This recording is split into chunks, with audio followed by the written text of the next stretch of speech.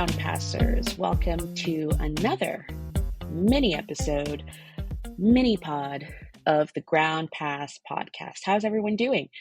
It's me, Anastasia, today, solo.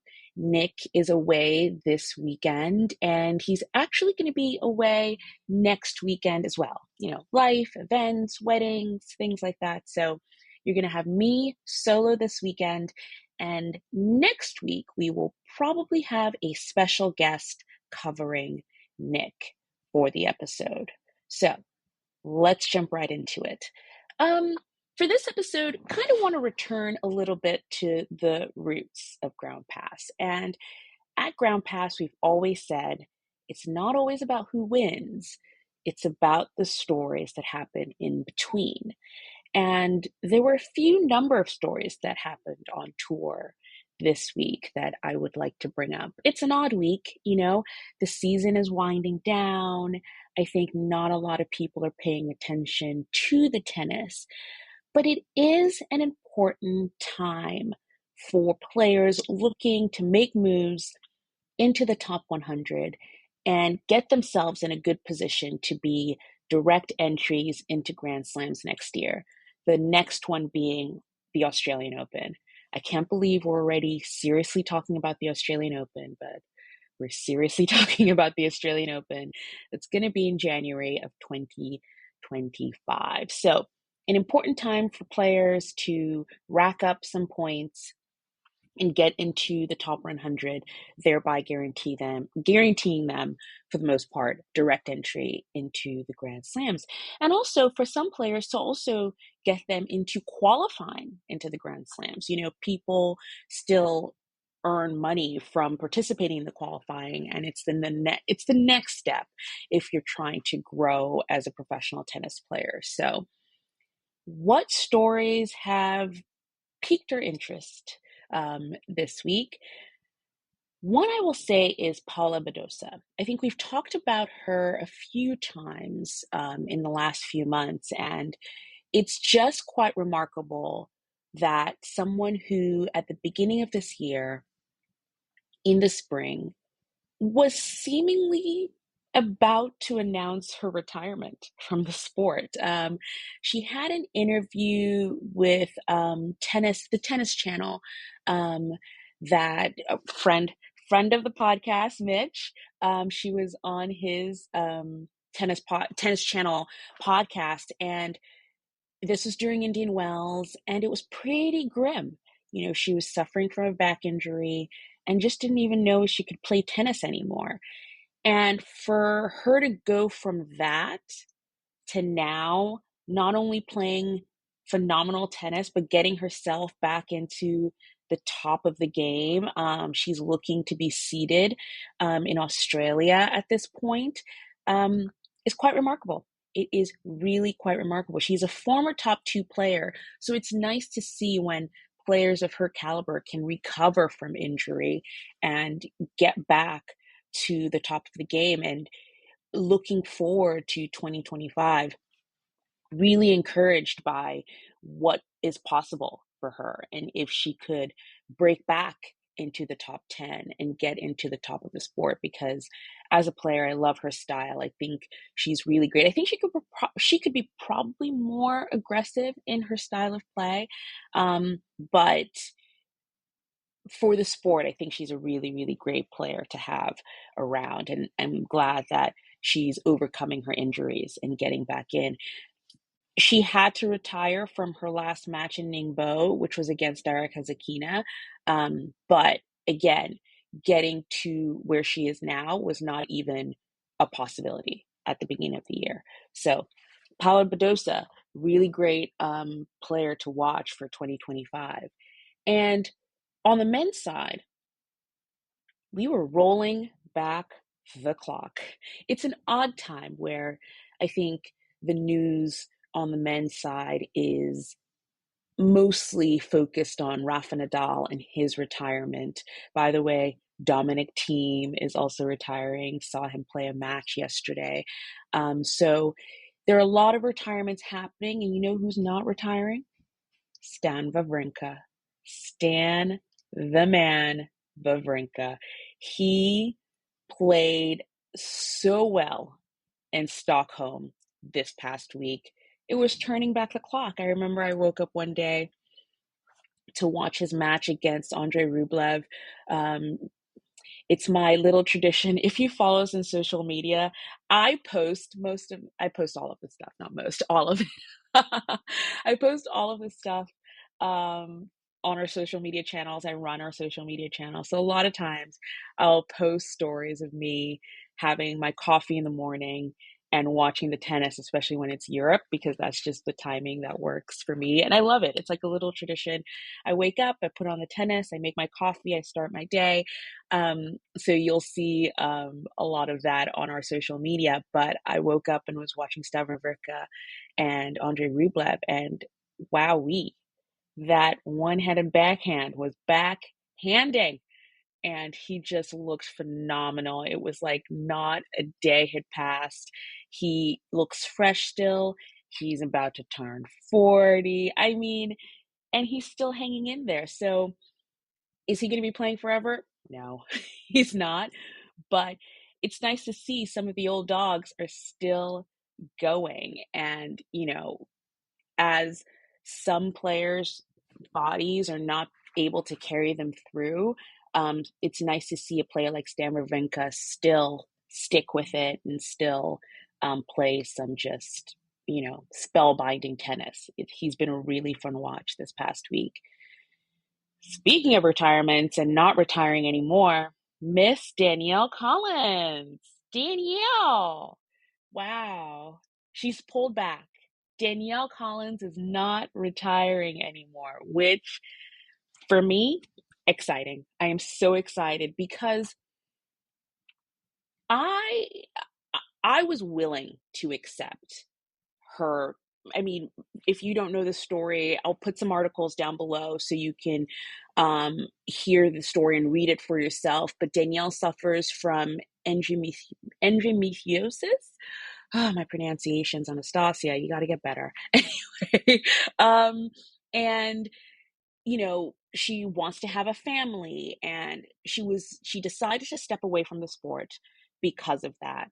And she announced her retirement after she lost at the Australian Open at the beginning of the year. And granted, there were a lot of people who were saying, well, she just lost a match, and that's why she said what she said. But throughout the season, she did not waver, and I accepted that this was her choice and this is what she wanted to do. And I was willing to just enjoy her for this season. She's a player that I've not really loved the whole time. I think Danielle sometimes can be very aggressive and on court. And, I don't think she primarily just is the first player a lot of people gravitate to. But once you get to know her style and you realize that the passion she brings to the court is from her love of the sport and wanting to do well on the sport, I mean, she's just been a great follow this season. And I was willing to say, I guess that's the time we'll have with Danielle Collins. But she announced on Instagram, well, I think the news broke first, where she turned up on the entry list to United Cup, which is it starts this year, as there's no off season, but it's January of 2025. And that sort of started the rumor mills, because if she's in a draw in 2025, I thought she was retiring. I think if you listen to last week's podcast, Nick and I were talking about this, and Nick was suggesting, she might just sort of Irish exit from the sport, which would totally be her style. Nope. She was just planning her comeback, because Danielle Collins has announced she is not retiring from the sport yet. She's still on her journey of fertility and wanting to have a family. But while that is in a paused time right now, she's going to stay with the sport. I'm going to link below her exact words to her Instagram post, where she kind of describes her plans going forward. But I, for one, I'm super excited that we get Danielle Collins, because she really put herself in contention. She's in the top 10. She's in the top 10. She started the year nowhere near the top 10. I think she was in the 50s, maybe 60s when she started the year, and played awesome tennis to get herself into the top 10. And, where can that go? Can she win a Grand Slam?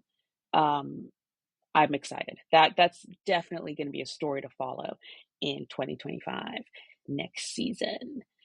What else? What else happened last week? Well, the Six Kings Slam. That was an exhibition that was part of Riyadh season. And from my understanding, Riyadh season seems to be sort of a sporting exhibition that happens in Saudi Arabia. So it wasn't just tennis, or isn't just tennis. I think there was boxing and there's other stuff going on as part of Riyadh season. And the say that six times as fast. The Six Kings Slam happened this past week in Riyadh. It was over 4 days, but they only played for 3 days. And the Six Kings participating were Yannick Sinner, Carlos Alcaraz, Rafa Nadal, Daniil Medvedev, Novak Djokovic, and Holger Rune. And the winner was King Sinner. King Sinner won $6 million, a lot of money, at this exhibition. And this is sort of it's a new exhibition. It's part of the new foray of tennis into Saudi Arabia. If you don't know, the WTA finals will be also happening in Saudi Arabia this year. Not at the same venue, and we will talk about this, not at the same venue where the Six Kings Slam happened, but in the area of Riyadh at a separate venue. And what did I think of the event? I, you know, we definitely know the issues, the human rights issues that happen in Saudi Arabia. If you don't know, I'll try and find some articles and link them below. But at the same time, you know, these players have chosen to go to play in Saudi Arabia, and I definitely will watch the tennis and see how it goes there. I think there is a want to help spread the sport of tennis in Saudi Arabia. And I think there's a want from the government in general over there to sort of westernize more and, kind of be a little bit more open to the rest of the world. So I think they're using sports as an entryway to do this. And getting back to the tennis, the trailer for the Six Kings Slam, which I will link below, because if you haven't watched it, you just got to watch it. It was the most expensive trailer I've ever seen for a sport, let alone for tennis, and rivaled some trailers for movies that I've worked on. If you don't know, I'm an assistant director. I work in film and television production. So this is a little bit of my backyard. And seeing that trailer gave me an insight into what tennis could do in general. And not just in these exhibitions, but what if other tournaments had trailers and kind of drew in a different audience to the sport? But anyway, the trailer was really great. But the first match didn't live up to, I think, the production standards that the trailer previewed. Because watching the trailer, I was like, okay, this is about to be the best produced tennis tournament for TV ever. And the concept of it was built to maximize, I think, a TV audience, in the sense that Rafa Nadal and Novak Djokovic immediately got buys. So they were given a pass, I would say, to the next round. Because, of course, you want to keep your big names. You don't want them losing in the first round, because then who's going to watch? You keep them to the next round. So it was going to be Daniil Medvedev against Yannick Sinner, Holger Rune against Carlos Alcaraz, and the winner of those then got to play Nadal and Novak. So you already have your audience at least for two matches, and that could have been, I think, so well produced. But the footage of the matches at first, the camera seemed to be in space. It was so high up, it was in space. And granted, to them, after I think they saw the comments on social media, the camera was lowered a little bit, but still it was a bright blue court and the audience faded to black. Like it wasn't even like, oh, it was dark and kind of, but it was faded to black. And I think there's certain reasons for that. They also had this sort of hologram light show, which when you look back, you're like, well, I think they had to have a black background in order to achieve that hologram of each player as they were announced in. But it just didn't give great tennis vibes. Because for me, a lot about watching tennis is not just watching the sport, but is the audience participation. We always talk about the French Open and how the atmosphere just seems so electric because the French fans at the French Open are just so boisterous and loud, and they get involved in the matches. And to me, that is also part of the game of tennis. And when the audience is faded to black and you see nothing, it's almost like the players are playing in a box. And I don't know, it didn't give great vibes to me, at least. So I think I read, I was looking at Novak Djokovic's social media, and he was like, the first of many. So it seems like this is an exhibition that will keep going on, and it'll be interesting to see where they take that video production. But it did produce some great matches. Carlos Alcaraz is always a showman. His matches were a ton of fun. He and Sinner got through to the second round to play Novak and Nadal. Alcaraz played Nadal. Novak played Sinner. It's the matchups that we wanted. Again, this tournament was built for, TV and the most amount of enjoyment. It's an exhibition, so it wasn't for points or anything, but it was engineered to entertain. And Nadal lost to Alcaraz, and, Novak lost to Sinner, and it's more of the sort of passing of the baton. The kids are here to stay. The rivalry between Yannick and Carlos is heating up. Yannick Sinner won this match. It was the first match he had won against Alcaraz all season. So this season they're at a 3-1 head to head. And yeah, so in general, it was nice seeing those matches. It was nice seeing Nadal and Novak play for the last time. Novak was very gracious in his acceptance runner-up speech towards Nadal, who's retiring. Nadal was given a solid gold racket, obviously, from the tournament. And yeah, so in general, it was an okay event. I won't say that it lived up to the hype of the trailer. But for me, looking forward and thinking about in general how tennis can be viewed on television, and how it can be created into more of a spectacle and an event, even at tour level, like the tournaments for points.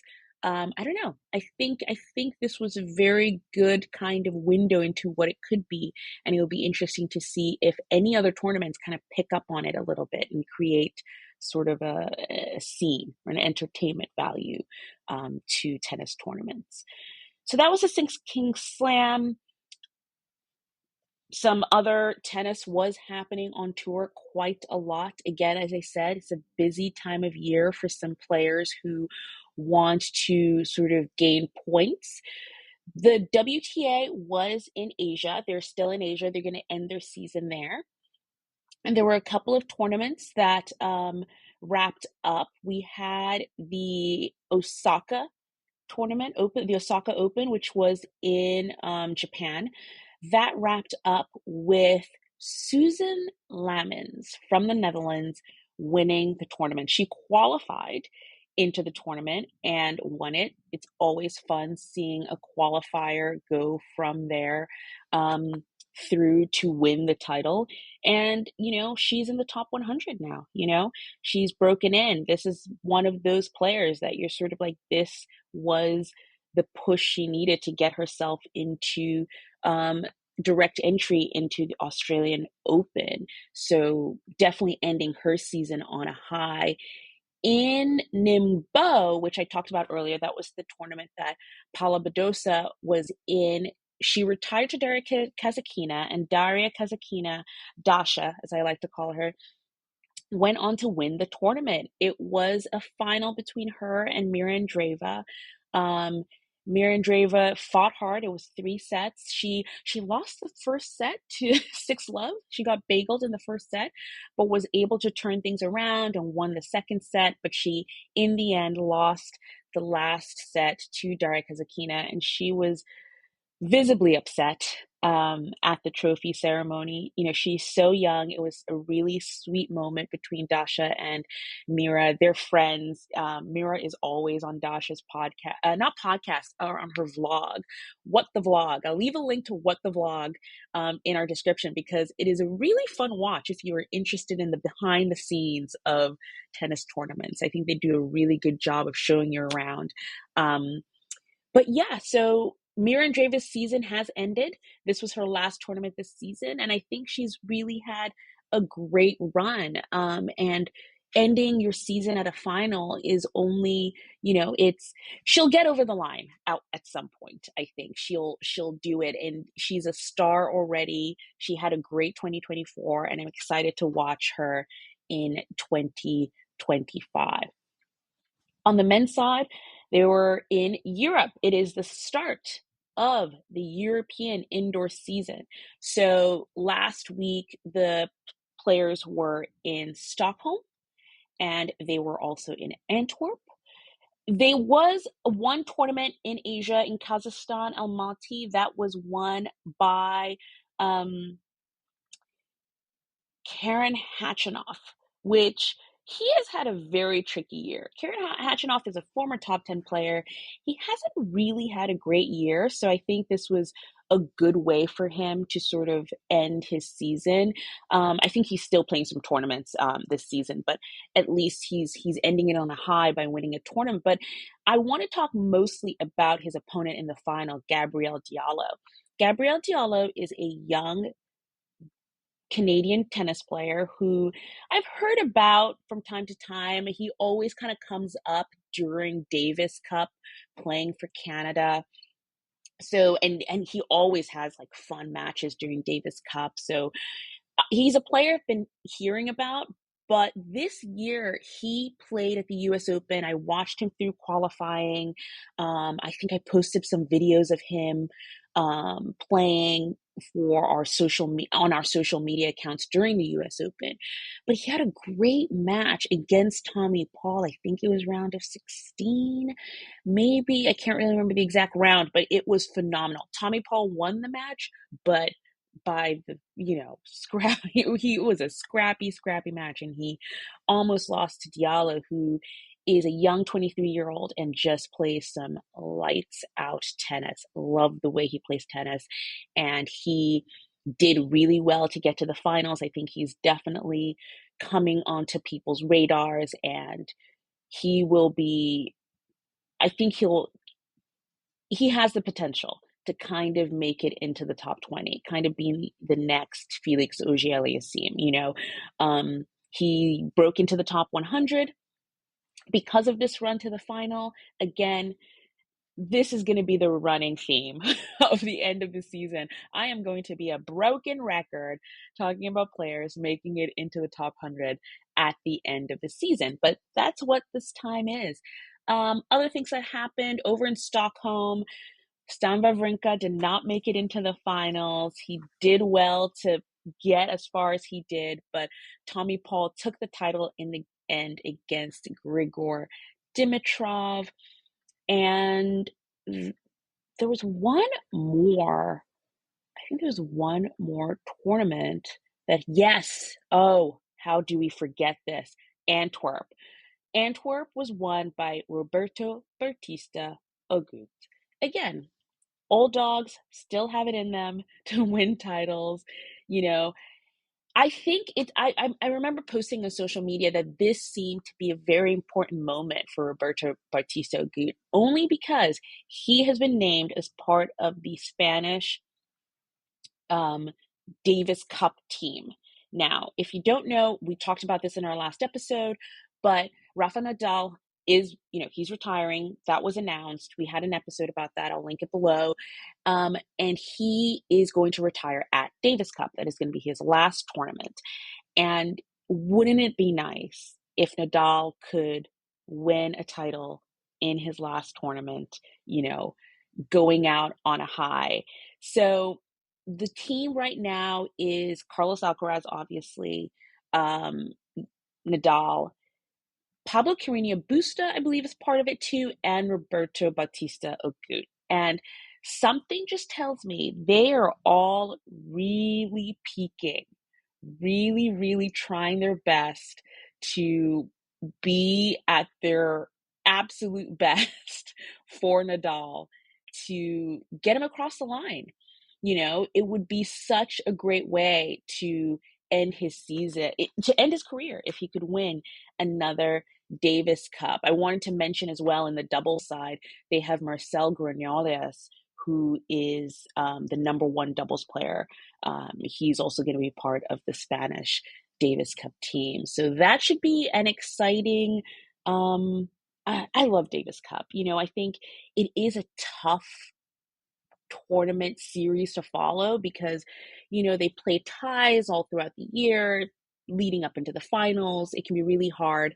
I think one of these days we'll probably have a Davis Cup explainer, get a, real expert on Davis Cup to come explain it to all of us. But I really do enjoy the finals and watching these teams play for their country. It's like having the Olympics all over again. And I'm a huge, huge fan of the Olympics. Well, we're almost at the 30-minute mark for a mini pod. A lot always happening.